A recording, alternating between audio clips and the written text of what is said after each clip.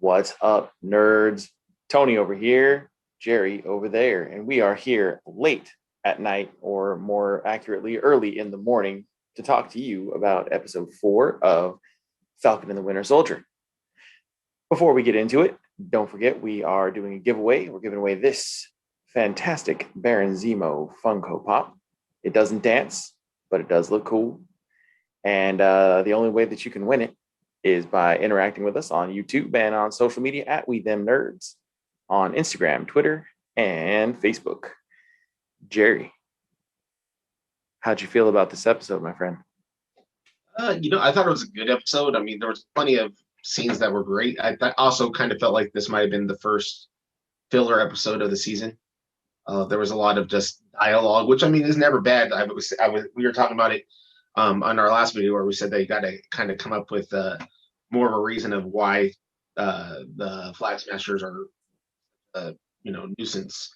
And so I think that's what we kind of got today. But there was times where it was like, but I mean, when things picked up, it really picked up. So Yes.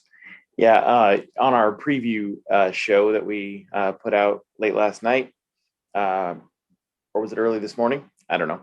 I said I'm making a guarantee it's going to be an amazing show, and we were joking about like, oh no, it's a little bit of a filler, but I still thought it was a quality episode. I actually liked the sort of exposition that they had with kind of letting us into these characters a little bit, and some of um, the sort of parallels between Walker and Carly, which we talked a little bit about in previous shows.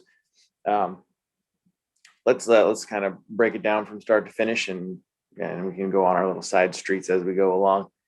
So we start off right where we left off, on the streets of Riga, Latvia, which is my background. The place is freaking gorgeous. I know where I want to retire.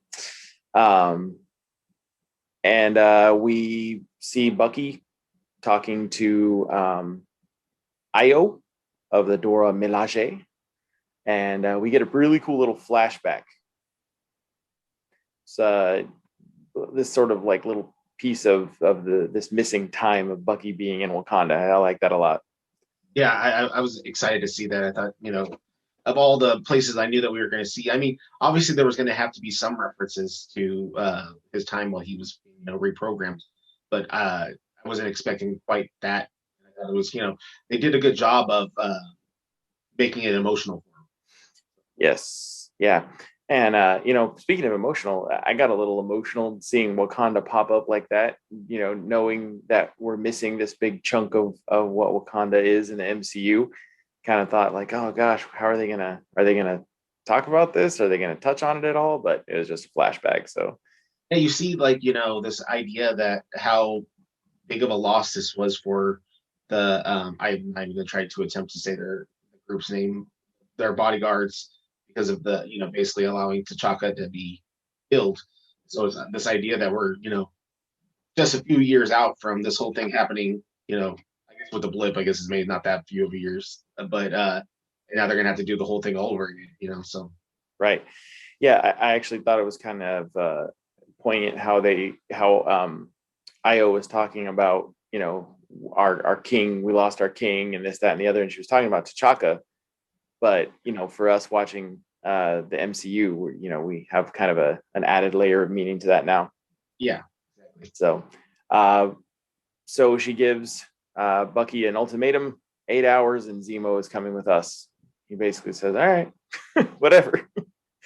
And Zemo, of course, in the preview, I said one of the things I wanted to see in this episode was I wanted to see Zemo being, more of that villain kind of character, and we saw it right from the beginning when he's talking to the little girl when they're trying to find out where the funeral is going to take place, and he's like, "Oh, you see these men? These are bad men. You don't help them."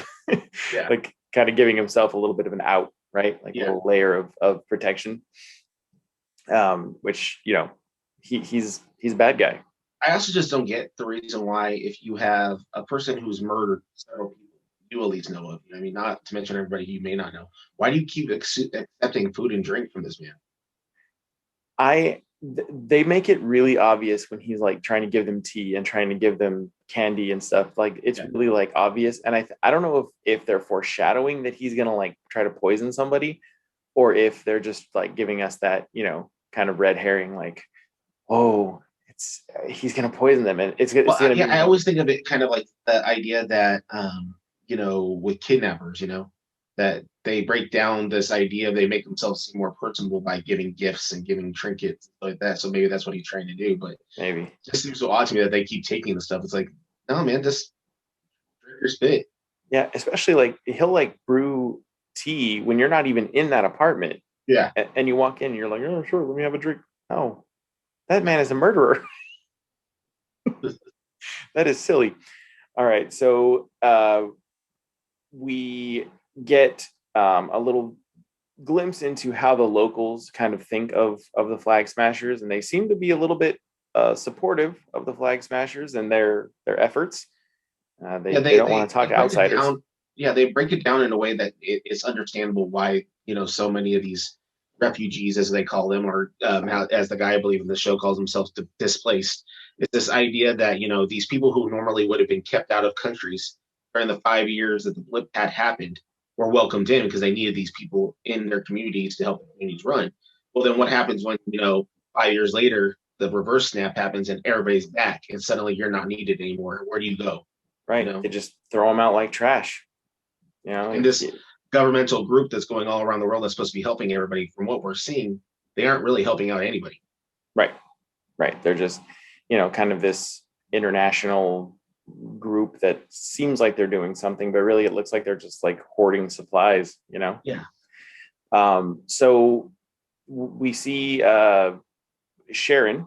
They call Sharon and ask her to maybe, if she could, keep an eye on Walker and see what he's got going on. And we see a kind of an interesting little moment, at least to me. Sharon is walking through all of these armed guards at checkpoints, and nobody seems to blink an eye. Did you I find that also weird? noticed, and I'm going to have to go back to watch the next episode. I noticed her lip was split too, and I don't remember it being split in the last episode. I would imagine that's left over from the fighting at the dock. I don't know. No, I didn't. So I'm going to go back and I'm going to check it out. I don't Yeah, remember. And so I also thought it was weird that Carly ends up getting another power broker phone call. Also, I'm telling you, I'm even on board.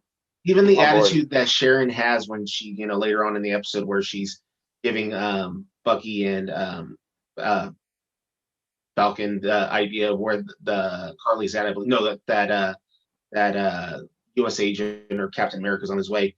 She has kind of an attitude about her while she's talking on the phone.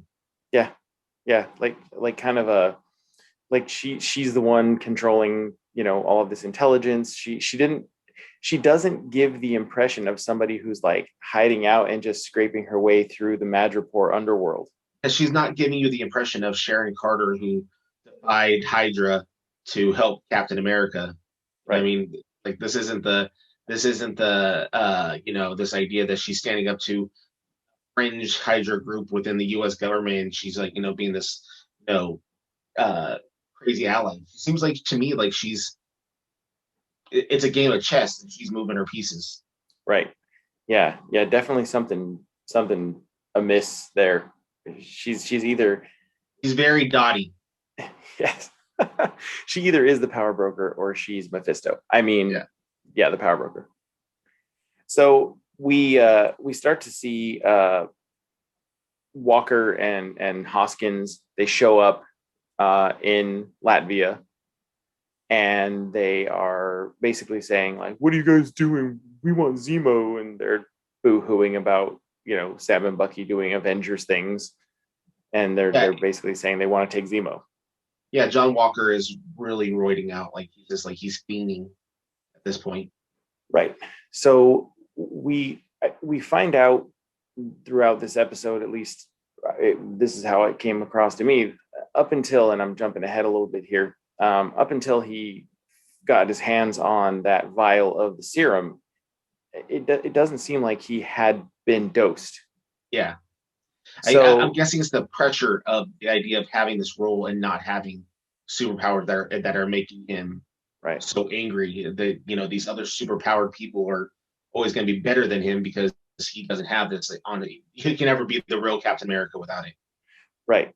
So, we get this scene where Sam, as a former negotiator, a former counselor, he convinces Walker and Hoskins and Bucky that he needs to go talk to Carly alone.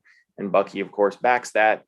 Walker and Hoskins, agree to give him a few minutes, which of course Walker can't do because he's an a-hole.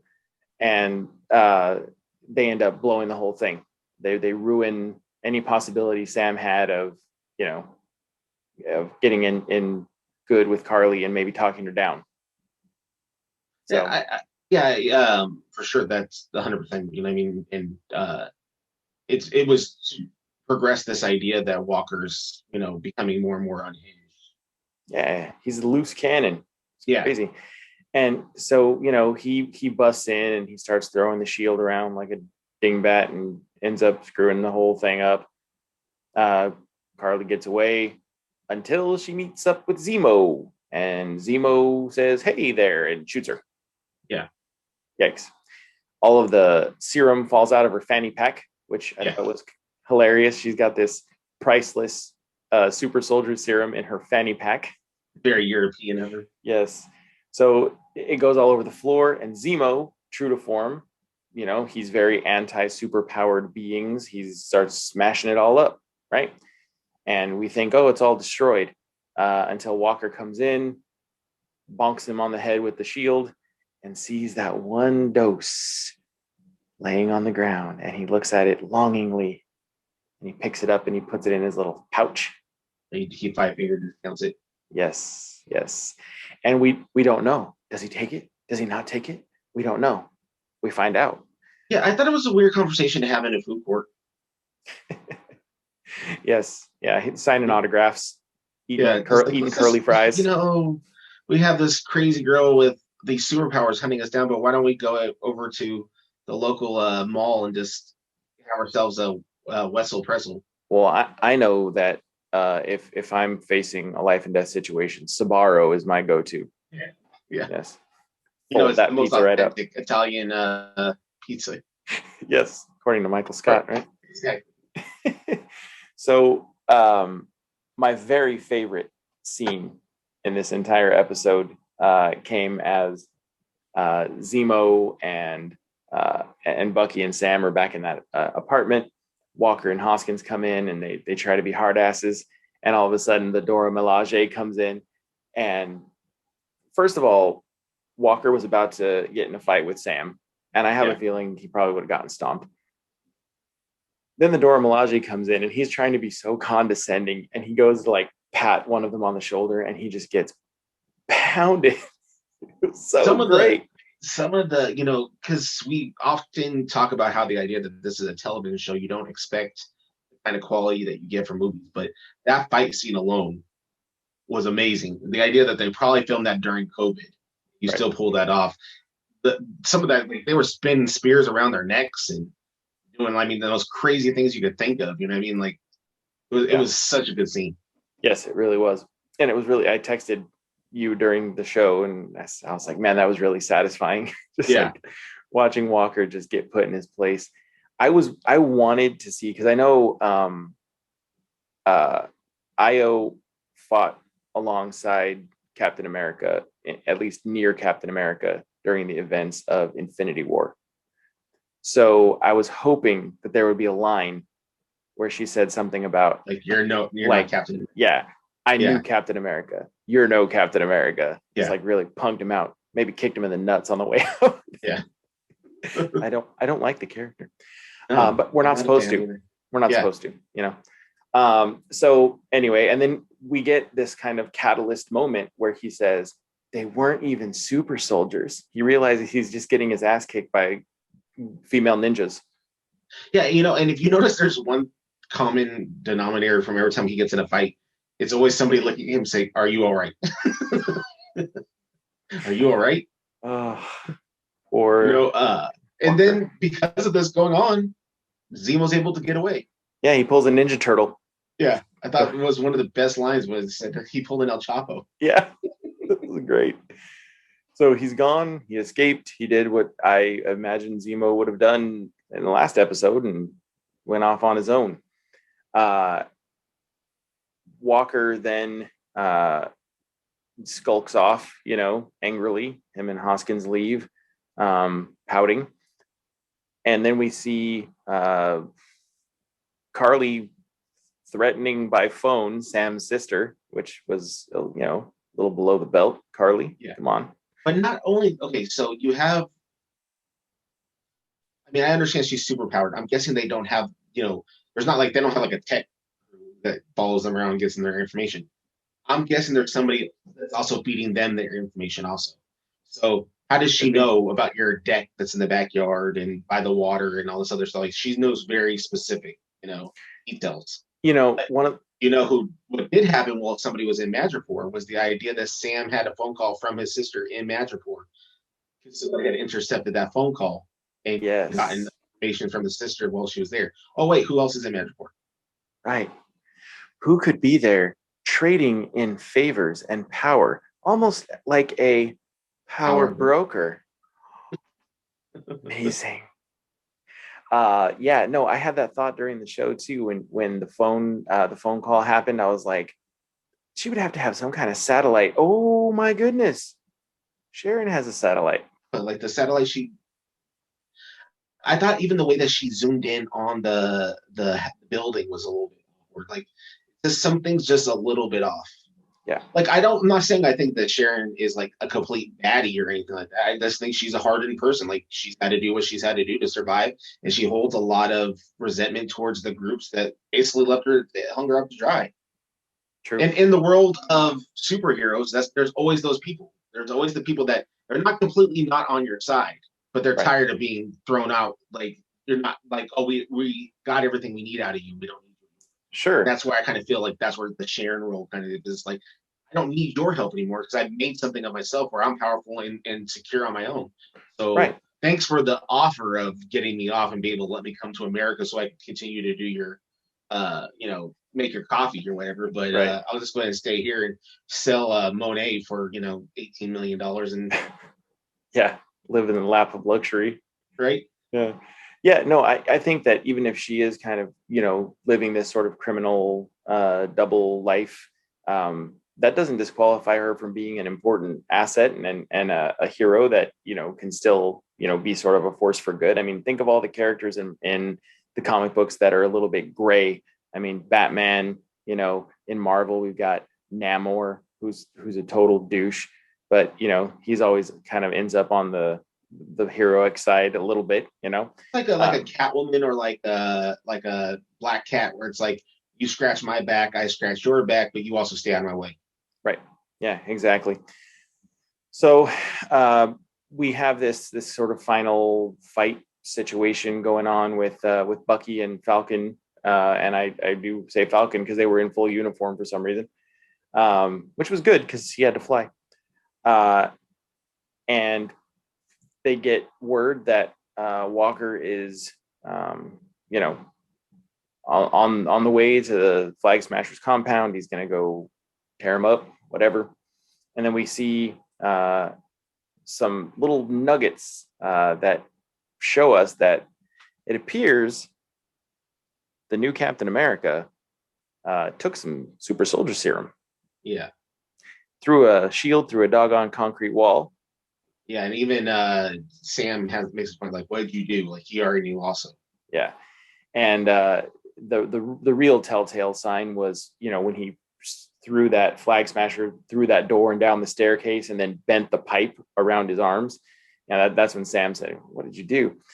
And then we get to see, spoilers. If you're watching this, you should already have watched the show. We see Carly punch Battlestar Lamar Hoskins right in the chest, knocks him into a pillar. Bye-bye, Battlestar. We hardly knew that one coming. Yeah, but I think it was a kind of an odd way to do it. I thought it was going to go down differently. The only thing I think that could have been you have to give a reason for um, Walker to snap. The only way that I could have saw it going any differently was if Walker somehow accidentally killed him. Right. Yeah. Um, so, Walker goes over, checks on him. It's not a good scene.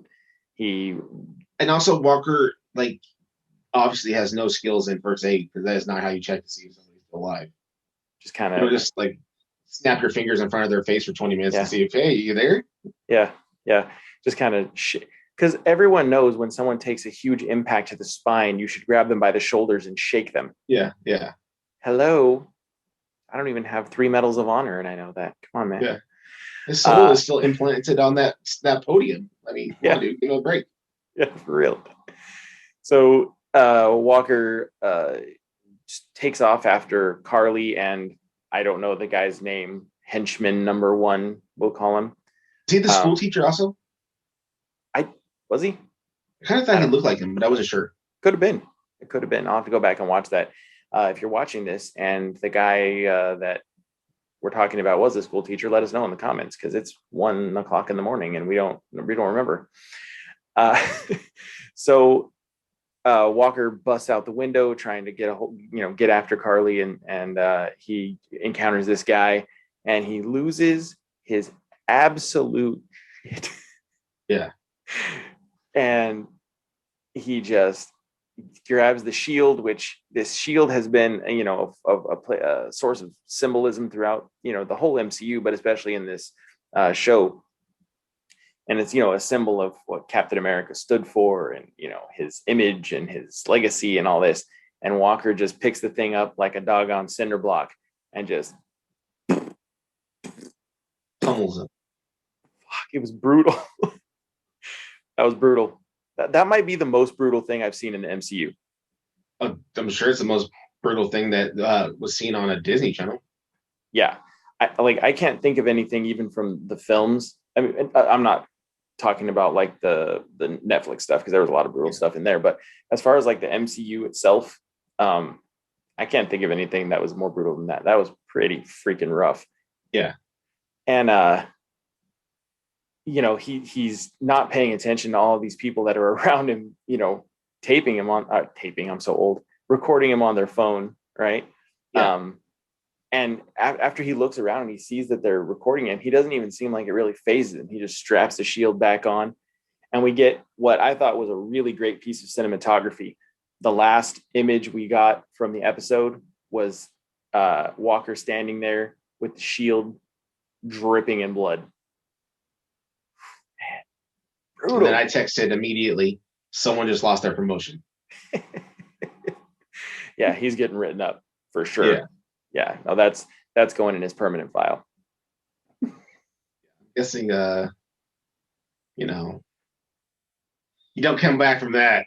No, I would say that would warrant a mandatory drug test. And they are going to find some shit. Yeah, that P ain't coming out clean. No, it is not. Well, anything pertinent from the episode that we haven't talked about yet that stood out to you or that you want to make sure we recognize? I think we covered it pretty well. Everything. I mean, mainly we know that where is Zemo? Where in the world is Zemo? Guessing Sokovia. We know that we've seen that the clips that he's standing in front of that monument for him. Where does that lead us? Who else is he going to go see? Or is he going to go help build himself a super villain squad? I would hope so. Hey, amazing. On Latveria. Yeah, I just think that I think we got to. Sharon's the one to watch at the moment. Yeah, and I hope it's not the last we've seen of the Dora Milaje. Yeah, I'm hoping that we see them again, especially since we got that little nugget of Bucky's backstory, or not backstory, but his more recent backstory, I guess, his backstory within the modern MCU. I'd like to see more of that. I guess we did miss that Wakandans have the ability to turn off and disable Bucky's arm. That was dope. Yeah. Another possible Rocket Raccoon, Bucky Barnes connection. Those two, Rocket and Groot, they're a team, but there's always going to be this connection with Bucky and Rocket for me. Yeah. So like Surrey like was building that arm and decided to put LoJack in it. Yeah, it's got an emergency release because every super soldier fighting Thanos and all these super villains, you want their arm to be able to fall off with the push of a button. Then I like how when he puts his arm back on, he like spins it around like you're in third grade class and they tell you to stretch out. Like he's got a Charlie horse. Yeah. Oh man. Well, hey, what did you guys think of this episode? I liked it. Jerry thought it was maybe a little bit of a filler episode. I don't know. I thought there was The some episode good was good. I character just think that exposition. it picked up the second half, so there's nothing wrong with that. Yeah, true. And I think it definitely, like you said, where in the world is Helmet Zemo? That gives us a really strong lead in to episode 5 for next week. You have to imagine we're going to hear a little bit more from Sharon. You have to imagine we're going to see the fallout from John Walker and his workplace malfeasance. Yeesh, that was rough, man. And we're gonna hopefully see Zemo on visiting Sokovia, and I'm not even gonna get ahead of myself, but maybe some other things. Hopefully. Mephisto. No. All right, folks. Hey, thanks for joining us this week, this day, today. What it's 1:25 in the morning. I don't know what's going on right now. Join us again very soon. We are waiting anxiously for next week's episode. We will bring you a preview again, just like we have the last 2 weeks. And of course, the review will come very soon after the airing of the episode. Also, check out the character profiles that we've been posting on our channel. Jerry had a fantastic profile of the Power Broker. And I just recently posted something about Battlestar that didn't age well. I thought I had more time, Lamar Hoskins. Anyway, all right, y'all. Be good. Be good to each other. Stay nerdy. Later, nerds. Later.